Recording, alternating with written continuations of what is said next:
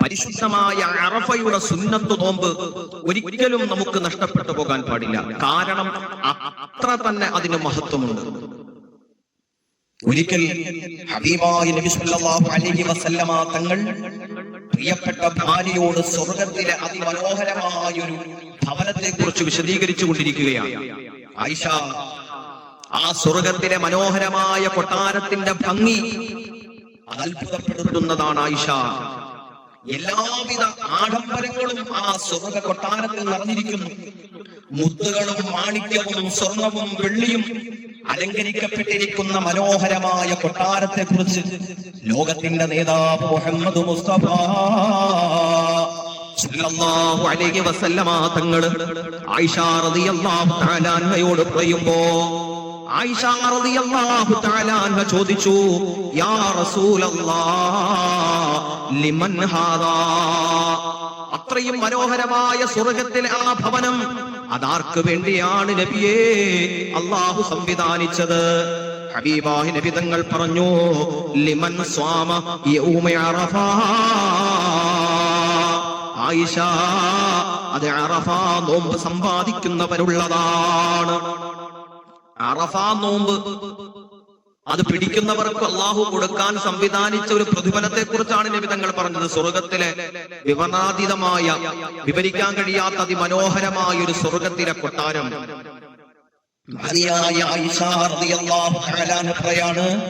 എനിക്ക് ഏറ്റവും ഇഷ്ടം, ഒരു വർഷത്തിൽ എനിക്ക് ഏറ്റവും ഇഷ്ടമുള്ള നോമ്പ്, ഞാൻ പിടിക്കണമെന്ന് ആഗ്രഹിക്കുന്ന നോമ്പ്, അത് അറഫയുടെ സുന്നത്ത് നോമ്പാ. കാരണം നബി തങ്ങൾ പറഞ്ഞു, സിയാമു യൗമി അറഫത കസിയാമി അൽഫി യൗം. അതെ, അറഫയുടെ ഒരു സുന്നത്ത് നോമ്പ്, അറഫ ദിവസം എന്നത് തന്നെ 1000 ദിവസത്തെ നോമ്പിന് സമാനമാണെന്ന് ലോകത്തിന്റെ പ്രവാചകൻ മുഹമ്മദ് മുസ്തഫ സല്ലല്ലാഹു അലൈഹി വസല്ലമ തങ്ങൾ എന്നോട് പറഞ്ഞുവത്രേ. എന്റെ പ്രിയപ്പെട്ട സഹോദരങ്ങളെ, അറഫ ദിവസം വന്നാൽ ആ ദിവസത്തിൽ നമുക്ക് കഴിയുമെങ്കിൽ, അള്ളാഹു ആരോഗ്യം തന്നിട്ടുണ്ടെങ്കിൽ, അള്ളാഹു സൗഭാഗ്യം തന്നിട്ടുണ്ടെങ്കിൽ, അറഫ നോമ്പ് നഷ്ടപ്പെട്ടു പോകല്ലേ. ഇൻഷാ അല്ലാഹ് എല്ലാവരും നിയ്യത്ത് വെക്കണം. ബുധനാഴ്ച അന്നത്തെ ദിവസം പകൽ മുഴുവനും ഇൻഷാ അല്ലാഹ് നോമ്പുകാരായിരിക്കണം. തലേ ദിവസം രാത്രിയിൽ നവൈതു സൗമ ഗദിൻ അൻ അദാഇ സുന്നത യൗമി അറഫത ഹാദിഹി സനതി ലില്ലാഹി തആല. ഈ കൊല്ലത്തെ അറഫ ദിവസത്തെ സുന്നത്ത് നോമ്പ് അല്ലാഹു തആലക്ക് വേണ്ടി ഞാൻ പിടിച്ചുവിടാൻ കരുതി എന്ന് നിയ്യത്ത് ചെയ്യണം. നല്ല നിയ്യത്തോടെ, നല്ല ആഗ്രഹത്തോടെ, നല്ല പ്രതിഫലം കൊതിച്ചുകൊണ്ട് ഇൻഷാ അല്ലാഹ് എല്ലാവരും നോമ്പുകാരാവാൻ ശ്രമിക്കണം. അല്ലാഹു തൗഫീഖ് നൽകട്ടെ. അല്ലാഹു തൗഫീഖ് നൽകട്ടെ. പ്രിയപ്പെട്ടവരെ, ഹബീബായ നബി തങ്ങൾ പറഞ്ഞുവല്ലോ, ഒരു വർഷത്തിൽ 4 രാത്രികളിൽ, ഒരു വർഷത്തിൽ 4 രാത്രികൾ നിങ്ങൾ ഇബാദത്ത് ചെയ്താൽ അത് മതി നിങ്ങൾ സ്വർഗത്തിലെത്താൻ എന്ന് സയ്യിദുനാ മുഹമ്മദ് മുസ്തഫ. 4 രാത്രികൾ നമ്മളൊന്ന് മനസ്സ് വെച്ച് നല്ലവണ്ണം പ്രതിഫലം കൊതിച്ചൊന്ന് പ്രവർത്തിച്ചാൽ ആ 4 രാത്രികൾ മതി. നാളെ റബ്ബിന്റെ കോടതിയിൽ നീ സ്വർഗത്തിന് നിർബന്ധമാക്കപ്പെട്ടവനാണെന്ന് വിധി എഴുതാൻ അല്ലാഹുവേ നീ തൗഫീഖ് ചെയ്യണേ അല്ലാഹ്. ഒന്നാമത്തത് ലൈലത്തുൽ തർവിയത്ത്. അത് ദുൽഹജ്ജ് 8-ന്റെ തർവിയത്തിന്റെ രാവ് എന്ന് പറഞ്ഞാൽ ദുൽഹജ്ജ് 8-ന്റെ രാവ്. അതുപോലെ ലൈലത്തുൽ അറഫ, അറഫയുടെ രാവ്, ദുൽഹജ്ജ് 9-ന്റെ രാവ്. ഈ രാത്രികളൊക്കെ, ഇതിന്റെ രാവുകളൊക്കെ, തലേ ദിവസത്തെ ഈ രാത്രിയിൽ നമ്മൾ ധാരാളം ദിക്റുകൾ നിങ്ങൾ പല സ്ഥലത്തും കേൾക്കും. ഓതാൻ ഒരു സ്ഥലത്ത് ഒരു സൂറത്ത്, മറ്റൊരു സൂറത്ത്, മറ്റൊരു ദിക്ർ, ഈ ദിക്ർ, അങ്ങനെ പലതും നിങ്ങൾ കേൾക്കും. നമുക്ക് കഴിയുന്നത് ചെയ്യുക.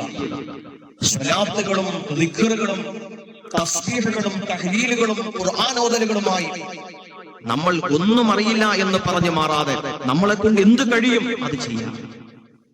അഥവാ നമ്മൾ എല്ലാ ദിവസവും ചെയ്തുകൊണ്ടിരിക്കുന്ന, നിത്യമായി ചെയ്യുന്ന ഒരു അമൽ, അത് തന്നെ മതി. അഹബ്ബു ഇലല്ലാഹി അദ്വമുഹാ. അല്ലാഹുവിന് ഏറ്റവും ഇഷ്ടപ്പെട്ട അമൽ ഏതെന്നറിയോ?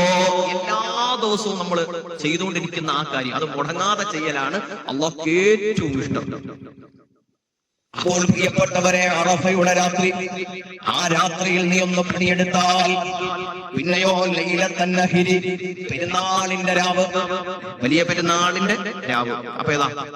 ദുൽഹജ്ജ് 9 അവസാനിക്കുന്ന രാത്രി, വലിയ പെരുന്നാളിന്റെ തലേദിവസത്തെ രാവ്. സോനെ, പിന്നെ നബി തങ്ങൾ പറഞ്ഞു ഈദുൽ ഫിത്ർ, അതായത് ചെറിയ പെരുന്നാളിന്റെ രാവ്. ഈ 4 രാത്രികളിൽ നിങ്ങൾ ഏതെങ്കിലും നിലയ്ക്ക് സുന്നത്ത് നമസ്കാരങ്ങൾ കൊണ്ട്, ദിക്ർ കൊണ്ട്, സ്വലാത്ത് കൊണ്ട്, അതിരാവിൽ കണ്ണുനീർ തുള്ളികൾ ചാടിട്ടൊഴുകുന്ന പ്രാർത്ഥനകൾക്ക് നിങ്ങൾ സാക്ഷ്യം വഹിച്ചാൽ, ആ രാത്രികളിൽ നിങ്ങൾ അല്ലാഹുവിനെ ബഹുമാനിച്ചതിന്റെ പേരില്, ആ ദിവസങ്ങളെ ആദരിച്ചതിന്റെ പേരില് നിങ്ങൾക്ക് സ്വർഗം നിർബന്ധമാ എന്ന് ലോകത്തിന്റെ പ്രവാചകൻ മുഹമ്മദ് മുസ്തഫ. അറഫാ ദിവസത്തിന്റെ അന്ന്, അതായത് ബുധനാഴ്ചയുടെ അന്ന് സുബ്ഹി നമസ്കാരം മുതൽ തക്ബീർ തുടങ്ങും. മറന്നു പോകരുത്. അറഫാ ദിവസം ബുധനാഴ്ചയുടെ അന്ന് സുബ്ഹി മുതൽ തക്ബീർ തുടങ്ങും. അല്ലാഹു അക്ബർ, അല്ലാഹു അക്ബർ, അല്ലാഹു അക്ബർ, ലാ ഇലാഹ ഇല്ലല്ലാഹു വല്ലാഹു അക്ബർ, അല്ലാഹു അക്ബർ വലില്ലാഹിൽ ഹംദ്. ഉന്നതമായ പദങ്ങളാണത്. അല്ലാഹു അക്ബർ, അല്ലാഹു ഉന്നതനാണെന്ന് പ്രഖ്യാപിക്കുന്ന ലക്ഷോപലക്ഷക്കണക്കിന് ഹാജിമാർ പരിശുദ്ധമായ കഅബാലയത്തിൽ, അല്ലാഹുവേ, പ്രസവനെ ആ കാഴ്ച കണ്ടാൽ ഹൃദയം വല്ലാതെ വിങ്ങിപ്പോകും. കഅബാലയം പുൽകുന്ന ലക്ഷോപലക്ഷക്കണക്കിന് ഹാജിമാർ അവരുടെ നാവുകൾ കൊണ്ടെന്ന് മനസ്സ് നിറഞ്ഞുറക്ക വിളിക്കുകയാണ് അവർ. നമ്മളും അതിനെ പിൻബലം പ്രഖ്യാപിക്കുക. അറഫയുടെ ദിവസം സുബ്ഹി മുതൽ, പിന്നെ പെരുന്നാൾ കഴിഞ്ഞ് അയ്യാമു തശ്രീഖ് അവസാനിക്കുന്ന 3ാമത്തെ ദിവസം അസ്ർ നമസ്കാരം വരെ, അയ്യാമു തശ്രീഖിന്റെ 3ാമത്തെ ദിവസം അസ്ർ നമസ്കാരം വരെ ഈ തക്ബീർ നിലനിൽക്കണം. ആ ദിവസങ്ങളൊക്കെ നമ്മൾ വളരെ മാന്യതയോടുകൂടി, ബഹുമാനത്തോടുകൂടി അവകളെ കൈകാര്യം ചെയ്യണം. അല്ലാഹു തൗഫീഖ് ചെയ്യട്ടെ, അല്ലാഹു നമുക്ക് തൗഫീഖ് നൽകട്ടെ. അല്ലാഹു നമുക്കും നമ്മിൽ നിന്ന് മരണപ്പെട്ടു പോയവർക്കും രാജാവായ അല്ലാഹു ഈ ദിവസത്തിന്റെ മഹത്വം കൊണ്ട് പാപമോചനം നൽകട്ടെ. അവരെയും ഞങ്ങളെയും, ഞങ്ങളെ സ്നേഹിച്ചവർ, സഹായിച്ചവർ, വേണ്ടപ്പെട്ട എല്ലാ മുഅ്മിനീങ്ങളെയും സ്വർഗത്തിന്റെ സമുന്നതമായ പദവിയിലേക്ക് നീ എത്തിക്കണേ അല്ലാഹ്.